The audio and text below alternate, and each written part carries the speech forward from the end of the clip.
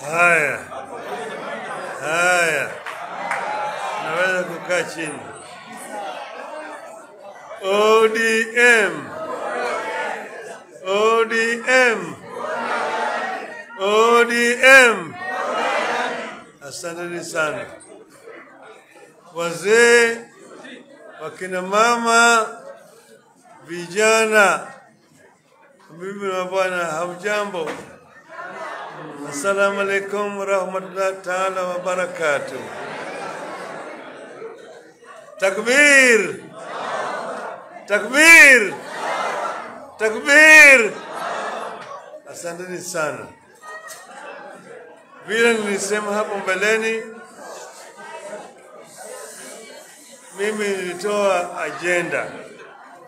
Nilitoa nini? Nilitoa agenda. Kawachie nyinyi mchambue. Kisha vile vile mniarifu vile nyinyi mnavyofikiria. Vile nyinyi mnavyoona. Mimi nimesikia pale, nimeketi kwa makini sana. Kila mmoja amenguruma hapa. Nimesikia kina mama, nimesikia vijana, nimesikia wazee. Kila ndege ambaye ananguruma na kilio chake. Sasa mimi lakini nafikiri mimi nimeelewa. Sasa kuna mambo nataka kusema kifupi sana. Eneo hii nimesema mara mingi nikija hapa ya kwamba eneo hii ilibaki nyuma kimaendeleo kuanzia wakati enzi ya mzungu. Hapa inaitwa Northern Frontier District hadi Lamu huko. Eneo hii hayo nilikuwa. Sasa mimi tulipoleta mabadiliko, tukaleta mtawala mpya wakati wa NAK, mimi nikaweka waziri wa barabara na ujenzi katika taifa letu. Mimi nilikuja eneo hii yote. Tena eneo hili lingine kuanzia upande ile Turkana, kaingia pande ile ya Marsabit, nikaja eneo hii kuanzia Garissa hapa Wajir mpaka Mandera. Nikaenda kwa Ikulu na kuongea na Bwana Kibaki. Nikamwambia, unajua wazungu walipokuja hapa walijenga reli kutoka Mombasa hadi Kisumu. Baadaye wakatoa wengine Nakuru mpaka Uganda, mpaka Kampala. Wengine Nakuru, Eldoret. Wengine Nairobi na Nyuki. Wengine Voi kuelekea upande ya Tanzania. Sasa Kenya imejengwa katika hiyo uti ya hiyo reli.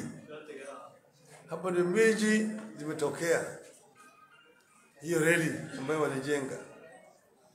Eneo zingine kubwa ya Kenya ambayo iko mashariki, asilimia karibu 70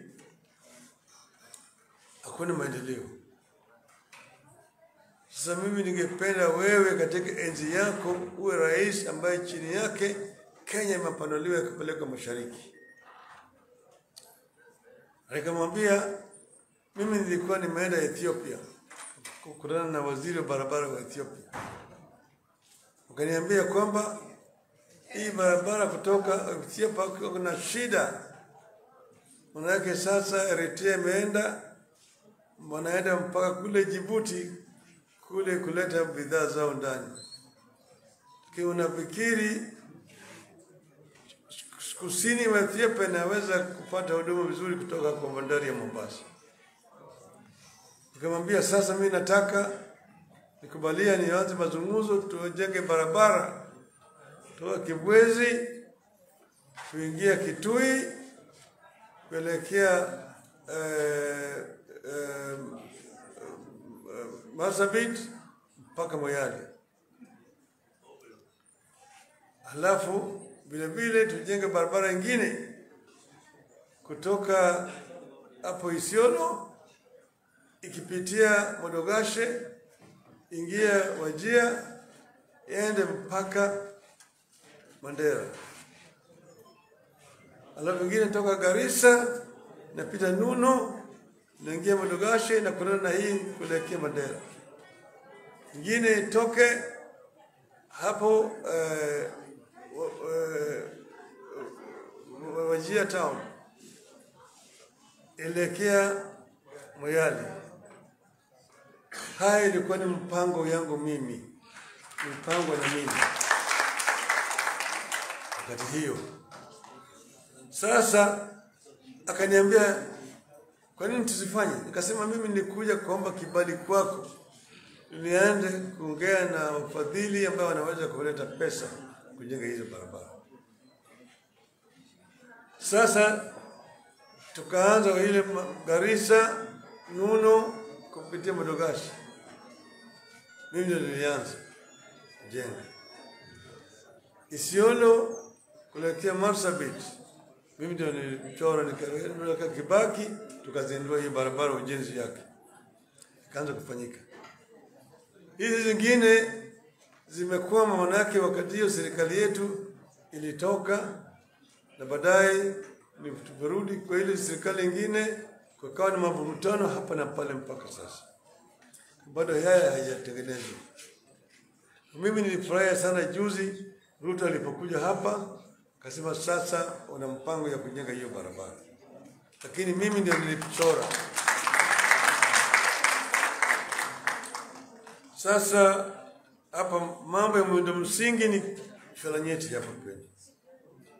Pili ni mambo ya mfugo. Wale wengi ni wafugaji.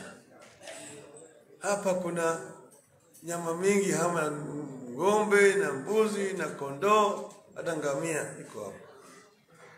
Tunasema tunataka kujenga kiwanda kubwa hapa Wajir ya kufanya processing ya meat hapa ni Wajir. Alafu Wajir iko na kiwanja ya ndege. Sasa ndege inakuja inachukua nyama hapa inapeleka huko Arabuni, kule Dubai, kule Jeddah,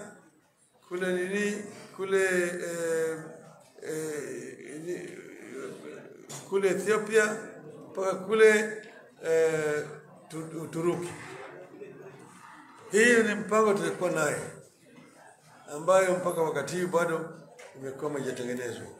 Lakini yayo naweza kufanywa. Mambo mengine ni mambo ya stima. Mimi nasikia kuna generator ambayo sangine haifanyi kazi. Tunasema tunaweza kuleta stima manake tuko jirani hapa na Ethiopia.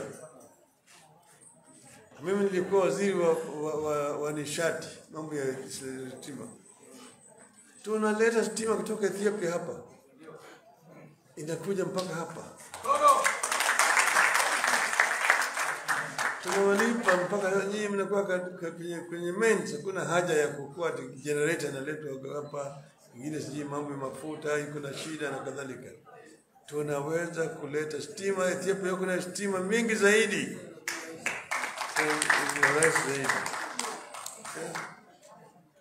Sasa nyinyi hapa mmekumbwa sana na mabadiliko ya hali ya anga, climate change.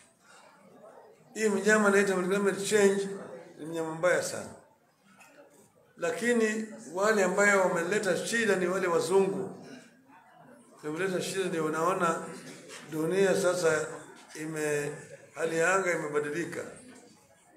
Mvua ikija hapa inakuja kwa fujo, mafuriko. Kuna hasara mingi inaleta, manyumba zinachukuliwa. Ikitoka hiyo mvua sasa ukame inakuja. Ukame ikija sasa mfugo hawana hata maji. Ng'ombe na mbuzi zinakufa. Sio? Tunaweza kwenda kuzungumza na tuweze kupata pesa kwa ridhaa ambayo tunaweza kutumia kujenga madams ya kutosha, ambayo wakati ambaye tuko na ukame maji iko. Na vile vile tunaleta pale ambaye kuna maji, kupana kule Tana River inaleta maji na kumwaga kule baharini. Bahari inahitaji maji. Tunapiga na bomba, maji inakuja hapa na teremka kila mahali, watu wanakuwa na maji ya kutosha. Ni wanawake wasio hangaike. Sawa sawa. Sasa mwisho hiko mambo hii ya ugatuzi. Ugatuzi tulileta.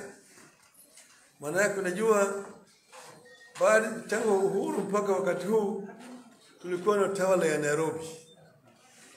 Tawala ya Nairobi ambaye serikali yote iko kule Nairobi. Hapa chini hapa mlikuwa hapa tu na DC na PC ako Garissa. DC ako hapa Wajia. Alafu Dio, alafu DC, Dio, alafu chief na sisi chief huko uchini. Lakini pesa ilikuwa haikuji. Ofisi ya DC ukienda unaliza unakuja kufanya nini hapa? Kazi yake ni kuja kwenye baraza ya wazee na kutoa onyo. Tumesikia hapa kuna wengine ambao wanafanya biashara ya miraa hapa na pale, hatua kali itachukuliwa dhidi yao. Serikali itachukua hatua dhidi wale walaghai ambao wanarandaranda hovyo hovyo. Kulikuwa hakuna maendeleo. Ofisi ya PC. Alafu sasa rais akija hapa anakuja kwa nini wazee wanakwenda pale na kuna wanaimbiwa wimbo ya kienyeji. Alafu sasa viongozi wanasema mzee, hapa kwetu na shida ya maji, hapa kwetu tuko na shida ya shule, hapa upepo ilikuja katoa paya, watoto wanasoma chini ya mti na kadhalika. Katoka pale anauliza ati mbunge wenu yuko wapi? Yeye anapiga kelele Nairobi, anakati Nairobi, hakuna kazi anafanya. Yeye anasema sasa mimi nitatoa pesa ya kutengeneza hiyo. Alafu narudi Nairobi. Mwaka ndio naendelea.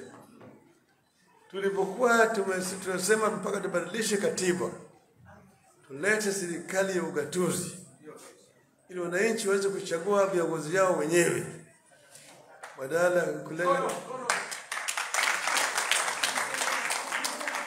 kuleta DC hapa ukifanya makazo na nyanyasa watu hapa, ukipiga kelele anatolewa transfer mali nyingine tena anapewa promotion.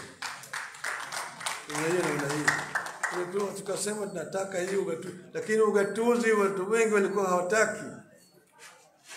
Kuna watu ambao wamekufa kwa sababu hiyo ugatuzi. Walikuwa hawataki. Wao walikuwa wanataka waendelee na yale. Hiyo kiongozi wao walikuwa wanasema ati watu wengine wataitwa the governors. Governors to govern what? Walikuwa hawataki. Lakini mimi ninawaambia kwamba mpende msipende ugatuzi itakuja. Sasa wananchi wanaweza kuchagua viongozi wao. Gavana amechaguliwa. Na pesa itoke Nairobi ije moja kwa moja hadi chini. Changamoto ambayo iko wakati hii ya kwamba pesa haitoki ya kutosha kutoka Nairobi. Hawaleti pesa ya kutosha. Kuna gavana hapa ambaye anajua kufanya kazi vizuri sana. Amekuwa gavana ya kwanza ya kuleta lami hapa mjua hapa. Watoto walikuwa wanazaliwa hapa, walikuwa watu wazima, hawajaona kitu inaitwa lami. Mpaka aende huko Thika ndiye anakuta kuna lami huko. Sasa gavana alikuwa gavana wa kwanza ya kujenga lami katika county. Sasa vile tulikuwa tumepanga hii mambo ya ugatuzi, kama ingekuwa inaendelea vile sisi tulikuwa tunataka na tungekuwa kwa serikali, ugatuzi ingefanya kazi kuziko hivi sasa. Manake kuna pesa inatakikana ili ache sini. Mimi nilipokuwa waziri wa barabara na ujenzi niliweka zile mashirika KENHA, KERA na KURA. Mimi ndio nilibuni hizo, ili tutoe mamlaka kwa mkono ya mtu anaitwa permanent secretary county office. Tuleta KENHA ifanye national highways, KERA ifanye barabara ya risabu, KURA ifanye ndani ya mji. Lakini chini ya ugatuzi haina haja ya kuwa na KURA na KERA. KURA hiyo yote nataka kuwa chini ya serikali ya county. Na hiyo chini ya serikali ya county. Na pesa ilete ya kutosha chini ya serikali ya county. Na hiyo kama ifanyika, barabara mingi zinaweza kutengenezwa hapa bila kutegemea Nairobi. Hayo bado hajafanyika. Mimi nataka hao watu wakubalia kwamba tulete pesa ya kutosha hapa chini mashinani. Tena kuna hii mambo ya matibabu. Matibabu kuna shida. Hii kinaitwa SHA bado haijafanya kazi sawa sawa. Lakini kuna hii mambo ya matibabu imegatuliwa. Lakini pesa mingi inabaki Nairobi. Shilingi bilioni 100 inabaki Nairobi. Yale ambayo inakuja hapa chini kwa mkono wa gavana ni tone ya maji tu kwa bahari. Tunataka pesa ya kutosha itoke Nairobi ije kwenye county. Weza kufanya kazi sawa sawa. Alafu umeongea ya mambo ya gharama ya maisha ambayo imepanda juu sana. Mambo ya ushuru iko juu sana, sivyo? Alafu jamaa mwingine akasema pale nataka NADCO report iwe itekelezwe. NADCO report iwe implemented, sio? Hiyo NADCO report kwa sababu ya yale ambayo yalifanyika wakati ile. Sisi tulisema tuketi chini na hao watu tuzungumze juu ya swala nyeti. Tukaweka kama sisi Azimio Kalonzo Musyoka kama kiongozi, wale kaweta ile ingine inaitwa Kimani Ichung'wah wakaongea. Tulikuwa tunaongea juu ya mambo ya gharama ya maisha, ushuru ambao watu wanatozwa, mambo hii ya matibabu, mambo ya imla, jana ambao walipigwa risasi wakati wa maandamano, wengine wakakafa, wengine wakapata majeraha. Tukasema hayo tunataka maneno yale yote yatatuliwe, wao vijana kama wamekufa wazazi wao wapate ridhaa. Sivyo? Sasa tunasema NADCO report itekelezwe. Alafu sasa tumesema tunataka wa Kenya waje kama kitu kimoja. Mambo ya uchaguzi hatutaki tena ile Kiswahili. Tunataka tume ya uchaguzi wanaweza kufanya uchaguzi sawa sawa. Kenya inaridhika na nini. Sasa mimi niliuliza nyinyi tufanye vipi? Tukiwa jamaa wengine alikuwa anasema ati ameweka mtego. Alikuwa anaweka mtego. Kila mahali ameweka mtego, hakuna kitu ya kupita, kuna mambo ya handshake, kuna mambo ya nusu mkate. Sasa sema namna hiyo.